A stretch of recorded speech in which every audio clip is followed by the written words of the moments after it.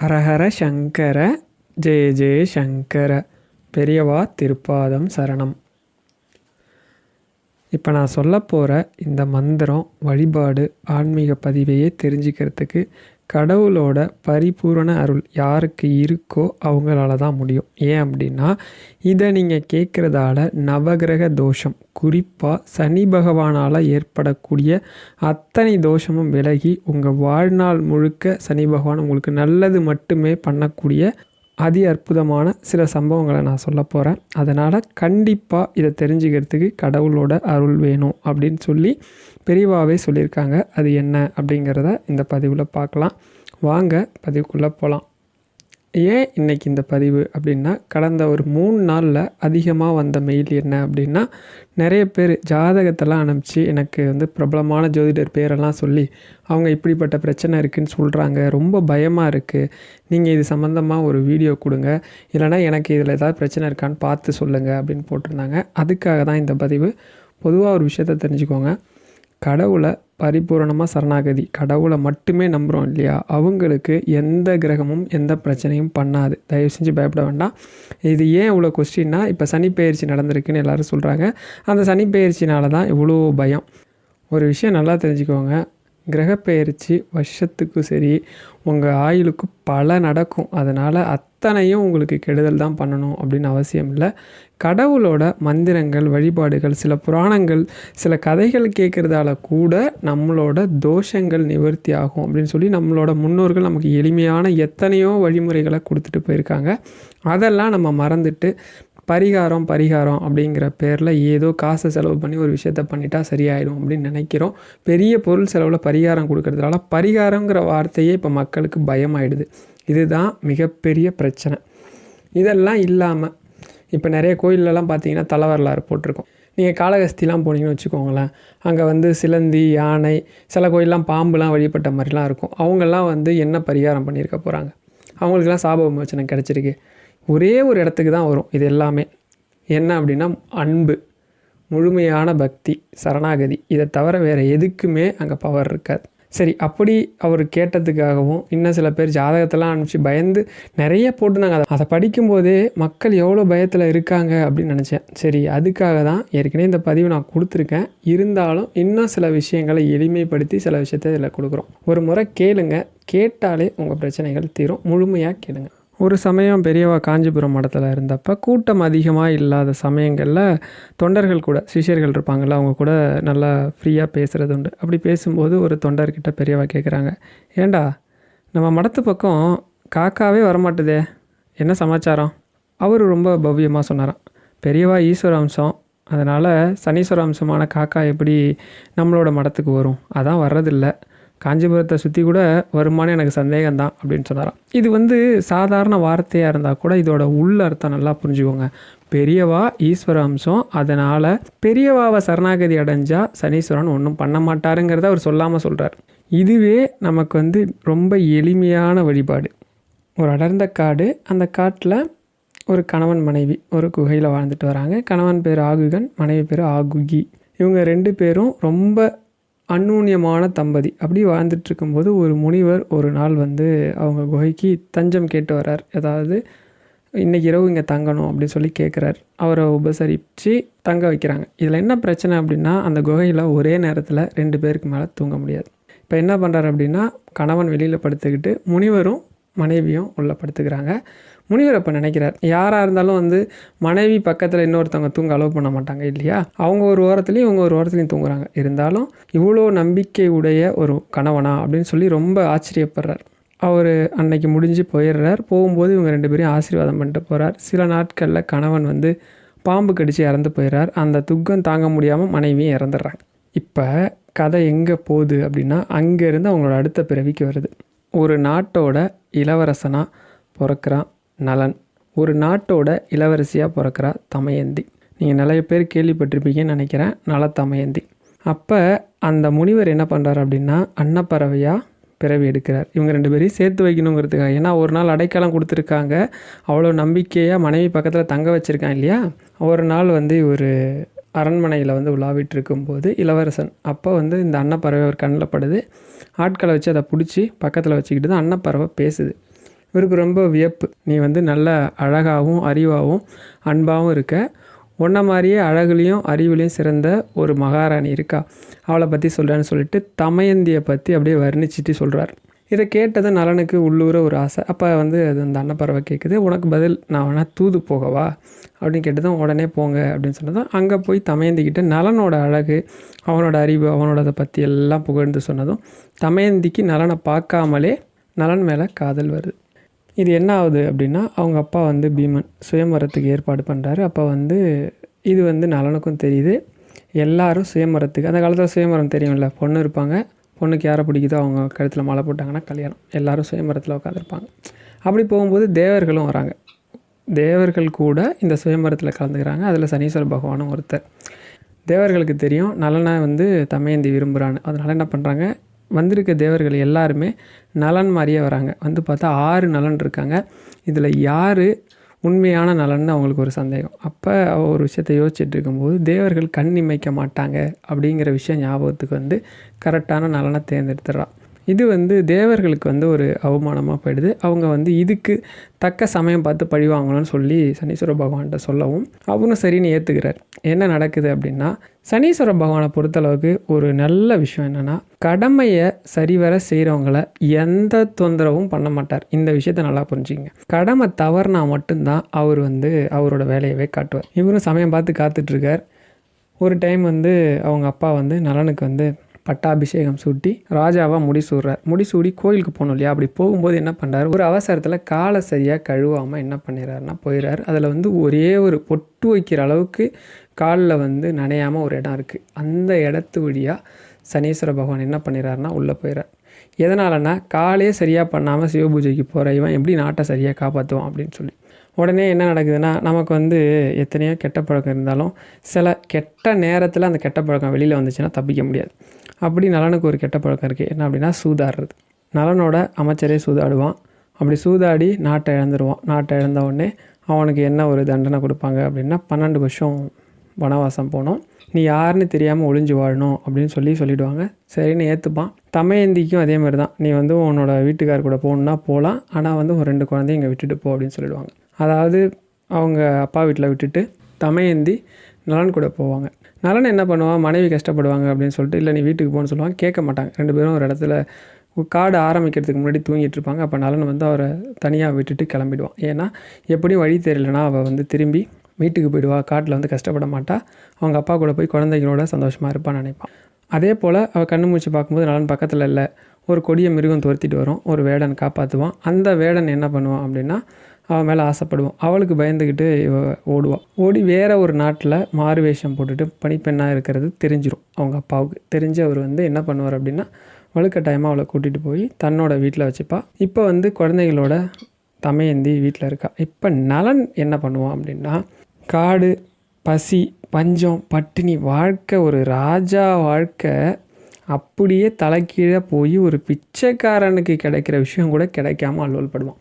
அந்த சமயத்தில் காட்டில் ஒரு இடம் தீ பிடிச்சி எரியும். அப்போ யாரோ காப்பாற்றுங்க காப்பாற்றுங்கன்னு கத்துற மாதிரி இருக்கும். சரின்னு போய் பார்த்தா அங்கே வந்து ஒரு பாம்பு, கார்கோடகன்னு சொல்லிட்டு அது வந்து கத்தும், காப்பாற்றுங்கன்னு சொல்லி காப்பாற்றுவான்.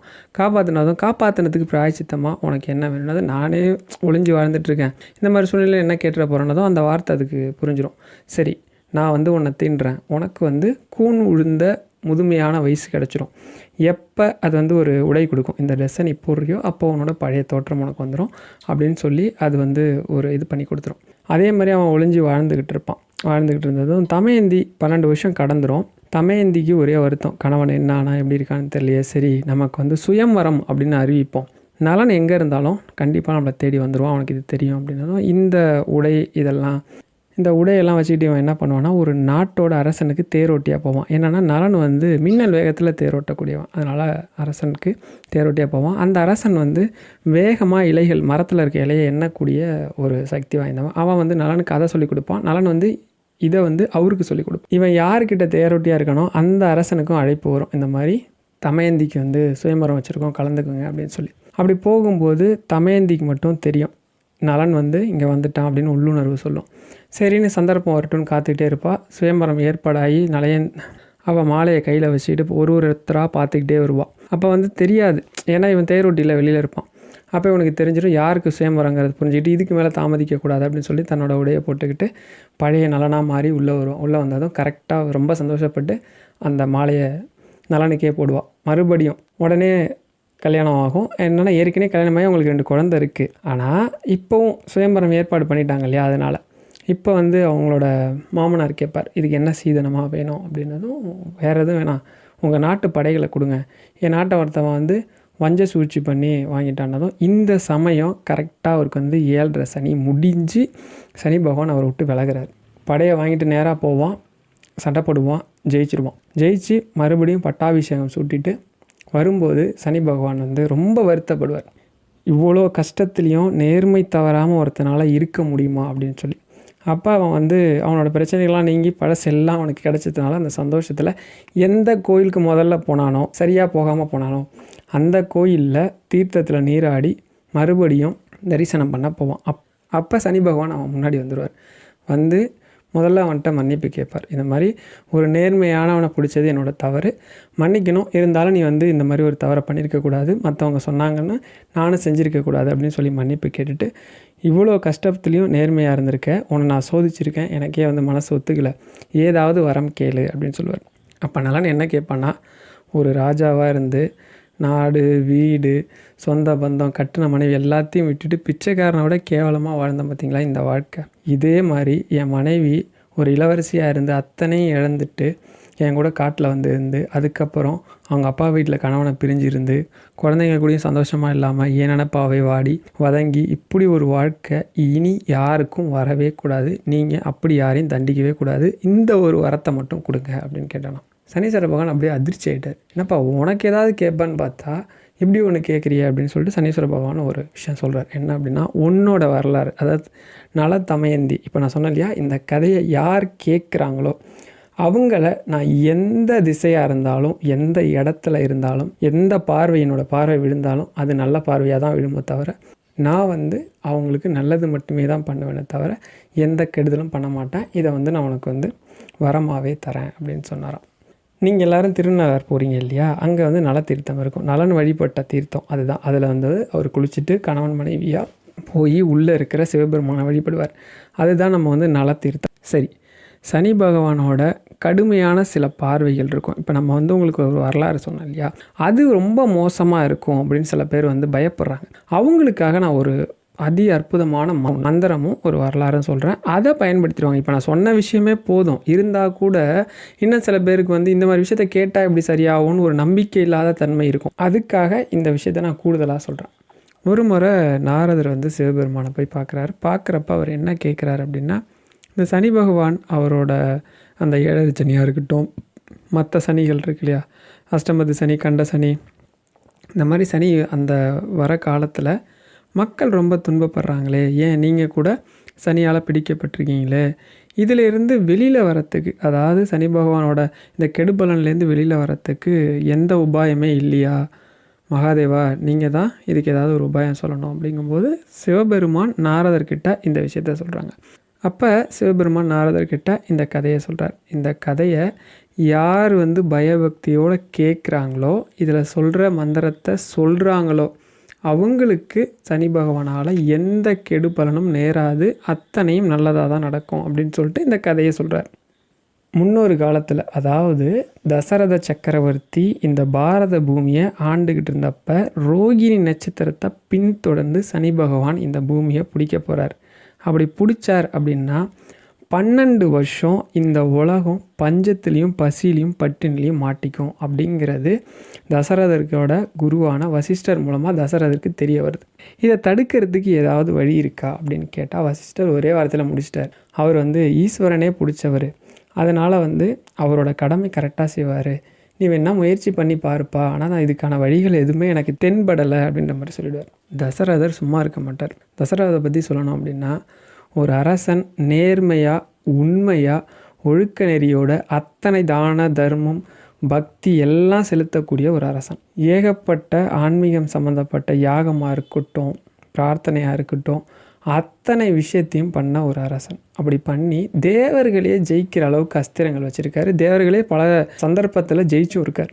அப்படிப்பட்ட ஒரு அரசன். இவர் என்ன பண்ணுறாரு அப்படின்னா, ரோகிணி நட்சத்திரத்தை பின்தொடர்ந்து போகிறதுன்னு முடிவு பண்ணுறார். ஏன்னா ரோகிணி நட்சத்திரத்தை தானே, ரோகிணி நட்சத்திரம் முடிஞ்சவொடனே தானே பஞ்சம் வருதுன்னு சொல்லிட்டு இவர் என்ன பண்ணுறாரு, தன்னோட வெள்ளி குதிரையில் அத்தனை சக்தி அஸ்திரத்தையும் எடுத்துக்கிட்டு கவசத்தையும் போட்டுக்கிட்டு ஃபாலோ பண்ணி போகிறார். இப்படி போயிட்டு இருக்கும்போது வானத்தில் இவரை பார்த்தா ஏதோ இன்னொரு சூரியன் புதுசாக தோன்றின மாதிரி ஒரு காட்சி எல்லாருக்கும் தெரியுது. ஏன்னா அவர் அவ்வளோ தவ வலிமை மிக்கவர். அது இல்லாமல் அவர் வச்சிருக்கிற பொருள் அவ்வளோ இதாக இருக்குது. இப்படி இவர் போயிட்டு இருக்கும்போது கரெக்டாக ரோகிணி நட்சத்திரத்துக்கு எழுத்தாப்புல சனீஸ்வர பகவான் வந்துடுறார். வந்த உடனே தசரத சனீஸ்வர பகவானை நேருக்கு நேர் பார்க்குறார். ஒரு விஷயம் நல்லா கவனிங்க, சனீஸ்வரனை நேருக்கு நேர் பார்க்கவும் கூடாது. அவரோட பார்வை நேருக்கு நேர் விழுந்ததா யாராக இருந்தாலும் சாம்பல் ஆகிடுவாங்க. ஆனால் இவர் அப்படி ஆகலை. உடனே இவர் என்ன பண்ணுறாருன்னா சனீஸ்வரனை பார்த்து நமஸ்காரம் பண்ணுறார். பண்ணிவிட்டு எழுந்த உடனே சனீஸ்வரன் ஒரு வார்த்தை சொல்கிறார், நீ பெரிய தவசீலன், நாட்டில் ஒழுக்க நெறியும் நீதி நெறியும் தவறாமல் ஆட்சி பண்ணுற ஒரு அரசன்கிறதுனால என்னோட பார்வை உன் மேலே விழுந்தும் கூட நீ இன்னும் என் முன்னாடி நிற்கிற, அந்த அளவுக்கு உனக்கு தவ வலிமை இருக்குது, மற்ற விஷயங்கள்லாம் உன்னை காப்பாற்றுதுன்னு சொன்னதும் அதாவது தசரதன் மகிழ்ச்சி ஆயிடுறார். உடனே சனீஸ்வரனை பார்த்து ஒரு புகழ்ந்து ஒரு ஸ்லோகம் பாடுறார். பாடி அவரோட புகழ் எல்லாத்தையும் சொல்லி முடித்ததும் சனீஸ்வர பகவான் ரொம்ப திருப்தி ஆகிறார். இப்போ என்ன சொல்கிறாருன்னா, தசரதா நீ பாடின இந்த பாட்டை கேட்டு ரொம்ப மகிழ்ச்சி ஆகிட்டேன், உனக்கு ஏதாவது வரம் வேணா கேளு அப்படின்றார். இவர் உடனே எனக்கு எந்த வரமும் வேணாம், நீங்கள் இப்போ ரோஹிணி நட்சத்திரத்தை பின்தொடர்ந்து வரீங்கன்னு சொன்னாங்க, உலகமே பசி பட்டினி ஆக போகுது, அப்படி ஒரு சம்பவமே நடக்கக்கூடாது, அது மட்டும்தான் எனக்கு வரமாக வேணும் அப்படின்னதும், நீ கேட்ட இந்த வரத்தை கேட்டு நான் ரொம்ப மகிழ்ச்சி ஆகிட்டேன், அதுக்காகவே உனக்கு இன்னொரு வரம் தரேன், அதையும் கேளு அப்படின்ற.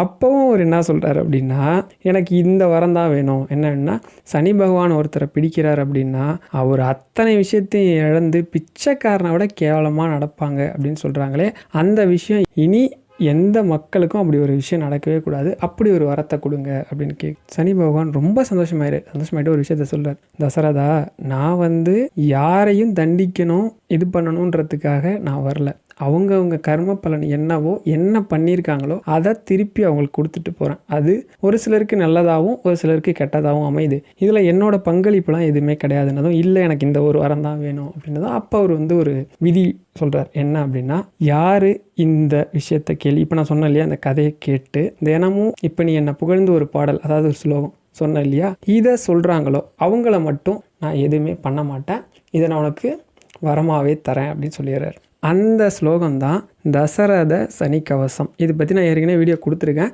இருந்தாலும் இதில் நான் உங்களுக்கு அந்த தசரத சனி கவசத்தை வாசித்து காட்டுறேன். தசரத சனி கவசம். நம கிருஷ்ணாய நீலாய சிதிகண்ட நிவாயச நம காலாக்னி ரூபாய கிருதாந்தாய சவை நமக நமோ நிர்மாம்சதேகாய தீர்கஜ்மஜ்ருசடாயச நமோ விசாலநேத்ராய சுஷ்கோதரபயாக்ரதே நம புஷ்கலகாத்ராய ஸ்தூலரோம்னேதவை நமக நமோ தீர்க்காய சுஷ்காய காலதம்ஷ நமோஸ்துதே நமஸ்தே கோடராக்ஷாய துர்நிஸ்ராய வை நமக நமோ கோராய ரௌத்ராய பீஷணாய கபாலினே நமஸ்தே சர்வபக்ஷாய வலிமுகாய நமஸ்துதே சூரியபுத்திர நமஸ்தேஸ்து பாஸ்கரே பயதாயச அதோத்ருஷ்ட நமஸ்தேஸ்து சம்வர்த்தக நமஸ்துதே நமோ மந்தகதே துப்யம் நிஸ்திரிம்ஷாய நமஸ்துதே தபக்ஷாதக்ததேயாய நித்யம் யோகரதாயச நமோ நித்யம் சதுப்தாய அப்ருதாதச வை நமக ஞானசசுர்நமஸ்தேஷு கச்யபாத்மஜசூனவே துஷ்டோ ததாசி வைராஜ்யம் ருஷ்டோ ஹரக்ஷி தக்ஷணாத் தேவாஸ்ரமனுஷ்யாஸ்ய சித்தவித்யாரோரஹாக த்வாய விலோகிநாதக சர்வே நாசம் யாந்தி சமூலதக பிரசாதம் குருமே தேவ வரார்ஹோஹமுபாகத ஏவம் துதஸ்ததா ஷௌரிர்க்ரகராஜோ மகாபலக. இதோட அர்த்தம் என்ன அப்படின்னா, கரியவனே, நீலம் நிறம் படைத்தவனே, நீலகண்டன் போல் சிவந்த காலாக்னி போன்ற உருவம் உடையவனே, உன் கருணையை பெற வேண்டி மீண்டும் மீண்டும் வணங்குகிறேன். மாமிசம் இல்லாத உயர்ந்த தேகம் படைத்தவனே, உன்னை வணங்குகிறேன். அகன்ற விழிகளை உடையவனே, உன்னை வணங்குகிறேன். பயங்கரமான தோற்றமுடையவனே, உன்னை நான் வணங்குகிறேன். புஷ்கல கோத்தரத்தில் பிறந்தவனே, தடித்த ரோமம் உடையவனே, உன்னை வணங்குகிறேன். அகன்ற தாடை உடையவனே, ஜடாமுடி தரித்தவனே, அகன்ற கண்களும் ஒட்டிய வயிறுமாக பயங்கரமான தோற்றமுடையவனே, உன்னை வணங்குகிறேன். சூரிய புத்திரனே, சூரியனுக்கு பயத்தை உண்டாக்கக்கூடியவனே, மெதுவாக நடப்பவனே, நீண்ட தவத்தால் வருந்திய தாகம் உடையவனே, யோகத்தில் நிலைத்து நிற்பவனே, உன்னை வணங்குகிறேன். ஞானக்கண் உடைய கச்சகுமாரனாகிய சூரியனின் புத்திரனே, உன்னை வணங்குகிறேன். சனி பகவானே, நீ கருணை காட்டினால் உன்னுடைய அன்புக்கு பாத்திரமான மனிதன் மகாராஜனாகிறான். யானை, சேனை, படைகள் அந்தஸ்தும் பெறுகிறான். அதேபோல் உன்னுடைய கோபத்திற்கு ஆளாகுபவன் எவ்வளவு உயர்ந்த நிலையில் இருந்தாலும் அக்கணமே எல்லாவற்றையும் இழந்து பரம தரித்திரனாகி விடுகிறான். ஏ சனி பகவானே, தேவர், அசுரர், மனிதன் ஆயினும், சித்தர், வித்யாதரர், உரகர் ஆயினும், அவர்கள் எதிலுமே அல்லராயினும், அவர்கள் மேல் உன் பார்வை பட்டுவிட்டால் அவர்கள் வேரோடு அழிந்து போகிறார்கள். ஆகையால் நீ அனுக்கிரக மூர்த்தியாக கருணை கண் கொண்டே பார்க்க வேண்டும். உன்னை தொழுது சேவை செய்கிற பாக்கியத்தை அளிக்க வேண்டும் அப்படின்னு தசரதன் பிரார்த்தனை பண்ணார். இதை ஒரு முறை தினமும் கேட்டுட்டு வாங்க.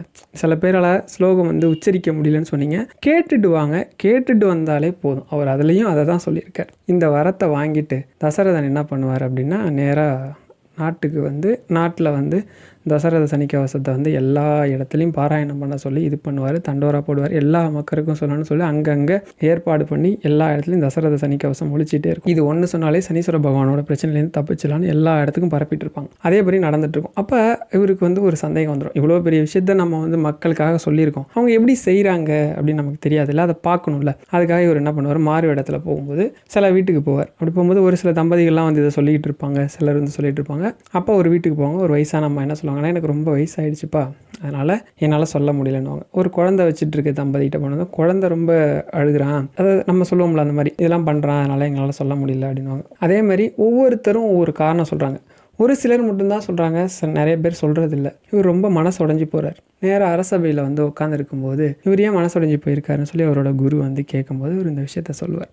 அப்போ அவர் ஒரு விஷயத்த சொல்லுவார். என்ன சொல்லுவார் அப்படின்னா, நம்ம கண்ணுக்கு தெரியாத, கண்ணுக்கு தெரிஞ்ச எத்தனையோ சின்ன சின்ன பூச்சி புழுலாம் இருக்கலாம், அது கூட எந்த இடத்துல உயிர் வரணும், எவ்வளோ காலம் வாழணும், என்னென்னலாம் அடையணும், எந்த காலத்தில் அதோட ஆயுட்காலம் முடியணுங்கிறது முதற்கொண்டு இறைவன் தான் தீர்மானிக்கிறான். சாதாரண பூச்சிக்கு கூட அந்த நிலைமை அப்படின்னா இவ்வளோ மக்கள் இருக்காங்க இல்லையா, இவங்களுக்குமே கடவுளோட அருள் வேணும். ஒரு விஷயத்தை தெரிஞ்சுக்கணுன்னாலும் கடவுளோட ஒரு அருள் வேணும், ஒரு விஷயத்தை அடையினாலும் கடவுளோட அருள் வேணும். இப்போ நீ முதல்ல சந்தித்த மக்கள் எல்லாம் சொன்னாங்க இல்லையா, அவங்கெல்லாம் கடவுளோட அருளுக்கு பாத்திரமானவங்க. கொஞ்சமாவது கடவுளோட அருள் அவங்க மேலே இருக்குது. மற்றவங்கெல்லாம் ஜீவராசிகள் மாதிரி தான், மனிதனை தவிர மற்ற ஜீவராசிகள், ஐந்தறிவுன்னு சொல்கிறோம்ல, அந்த ஜீவராசிகள் மாதிரி தான்.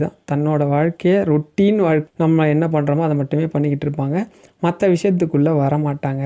அதனால் அவங்கள நினச்சி கவலைப்படாத, கடவுளோட அருள் இருக்க அத்தனை பேருக்கும் நீ சொன்ன விஷயம் போய் சேரும். அதுதான் இயற்கையோட நியதின்னு சொல்லி முடிச்சிடுவார். இதையே தான் நான் தமிழ்லையும் சொல்லியிருக்கேன். இதை விட நம்ம எளிமையாக, ஏன்னா இப்போ தசரத சனிக்கவசம் பார்த்துருப்பீங்க, கொஞ்சம் பெருசு சமஸ்கிருதத்தில் இருக்குது, கேட்கலாம். இருந்தாலும் இதை விட எளிமையாக நாங்களே பண்ணுற மாதிரி ஏதாவது வழிபாடு இருக்கா? ரொம்ப எளிமையான வழிபாடு இருக்குது. நம்ம எல்லாருக்கும் தெரியும், எல்லா இடத்துலையும் இருப்பார், எல்லா சூழ்நிலையிலையும் வழிபட முடியும். பிள்ளையார் ஆதி தம்பதிகளோட பிள்ளை, அதனால தான் அவர் பிள்ளையார். பிள்ளையார் இல்லாத இடமே கிடையாது. அப்படி பிள்ளையாரை ஒரு தடவை சனி பகவான் பிடிக்க போகிறப்ப பிள்ளையார் சொல்கிறாரு, இன்றைக்கி நான் கொஞ்சம் வேலையாக இருக்கேன், நீ என்ன பண்ணு, நாளைக்கு வா அப்படின்றார். மறுநாள் போய் நிற்கிறார். உடனே நேற்று என்ன சொன்னேன் அப்படின்றதும், இன்றைக்கி வேலையாக இருக்கேன், நாளைக்கு வான்னு சொன்னீங்க, அப்போ இன்றைக்கி வேலையாக தானே இருக்கேன், போயிட்டு நாளைக்கு வான்றார். இப்படி இன்றைக்கி போய் நாளைக்கு வா, இன்றைக்கி போய் நாளைக்கு வான்னு சொல்லி அமுச்சிடுவார். 7.5 வருஷமும் முடிஞ்சு கடைசி நாள் நிற்பார். நான் உங்களை பிடிக்க வேண்டிய 7.5 வருஷமும் முடிஞ்சு போச்சு, உங்களை பிடிக்கல அப்படின்னா அந்த பாவம் என்ன சேரும். அதனால் இந்த பாவத்திலேருந்து என்ன நீங்கள் தான் காப்பாற்றணும், அவரை போய் சரணாகதி அடையாது. அதுக்கு விநாயகர் சொல்வார், அருகம்புல் மாலை சாத்தி கொழுக்கட்டை நைவேத்தியமாக வச்சு விநாயகர் அகவல் படி உன்னை எந்த தோஷமும் குறிப்பாக உன்னோட தோஷமான சனி தோஷமே பிடிக்காதுன்னு சொல்லுவார். ரொம்ப எளிமையான விஷயம். ஔவை பாட்டி நமக்கு கொடுத்துட்டு போன அருமையான ஒரு விஷயம் என்ன அப்படின்னா விநாயகர் அகவல். ஒரு மனிதன் விநாயகர் அகவலில் இருக்கிற அத்தனை விஷயத்தையும் சூட்சமத்தையும் புரிஞ்சுக்கணும் அப்படின்னா 10,000 பிறவிகளை கடந்தவனால தான் முடியும் அப்படின்னு நம்மளோட முன்னோர்களே நிறைய விஷயம் சொல்லியிருக்காங்க. யோக சூத்திரம் அத்தனையும் பொருந்தின ஒரு பாடல். சீதக்கிளம்ப செந்தாமரை பூம்னு ஆரம்பிக்கும். 70 வரி தான். மிஞ்சி மிஞ்சி போனால் 5 நிமிஷம் போதும். இந்த விநாயகர் அகவலில் இன்னொரு பெரிய விஷயம் இருக்குது. இதை யார் சொன்னாலும் விநாயகரோட பரிபூர்ண அருள் கிடைக்கும். அது மட்டும் இல்லை, விநாயகரோட பரிபூர்ண அருள் கிடைச்சிட்டாலே நவகிரகம் உங்களை பார்த்து பயப்படும். அது உங்களுக்கு கெடுதலே பண்ணாது. இப்போ நான் உங்களுக்கு 3 சம்பவம் சொல்லியிருக்கேன். இன்னும் ஒரு எளிமையான மந்திரத்தையும் சொல்லிடுறேன். அதுவும் உங்களுக்கு பயன்படும். இது எல்லாமே உங்களுக்கு தெரிஞ்ச மந்திரம் தான். இருந்தாலும் இன்னொரு முறை ஞாபகப்படுத்துகிறேன், அவ்வளோதான். ராமர் இப்போ இலங்கைக்கு போனோம். பாலம் கட்டிகிட்டு இருக்காங்க.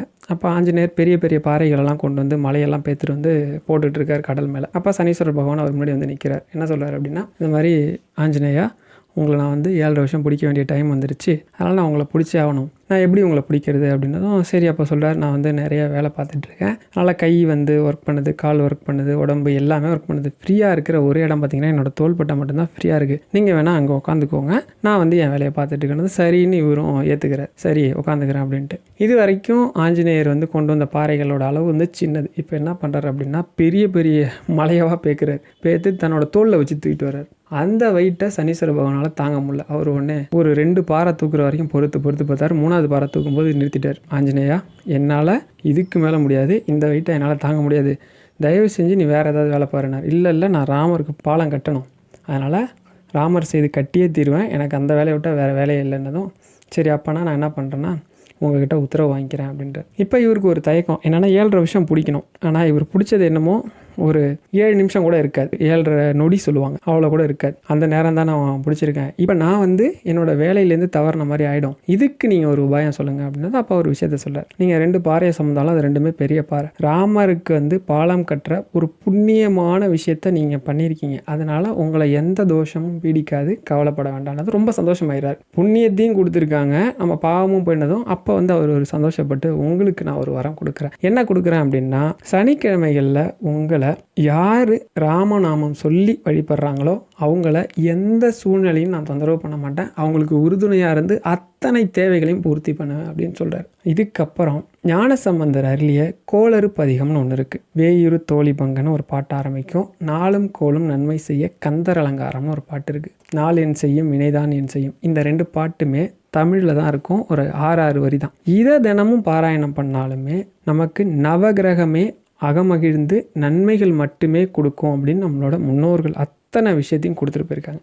அடுத்து இன்னொரு விஷயம், காலபைரவர் இந்த சனி பகவானோட குருநாதர். அவர் தான் இவருக்கு எல்லா சகல வித்தைகளும் சாஸ்திரங்களும் வேதங்களும் சொன்னவர். அவரோட கட்டுப்பாட்டில் தான் காலமே இருக்குது. நவகிரகம் 27 நட்சத்திரமும் இருக்குது. அதனால் அஷ்டமி தீதி, தேய்பிறையில் வர அஷ்டமி தீதியில் காலபைரவரை ஓம் க்ரீம் மகா பைரவாய நமக தொடர்ந்து வழிபாடு பண்ணிட்டு வந்தாலும், மனசார வீட்டில் நினச்சி வழிபாடு பண்ணாலே போதும். நம்பிக்கையோடு நான் சொன்ன அத்தனை விஷயத்தில் உங்களுக்கு எதை ஃபாலோ பண்ண முடியுதோ ஏதோ ஒன்றை ஃபாலோ பண்ணால் கூட போதும், பிரச்சனைகள் உங்களை விட்டு விலகும். ஹர ஹர சங்கர, ஜெய ஜெய சங்கர, பெரியவா திருப்பாதம் சரணம்.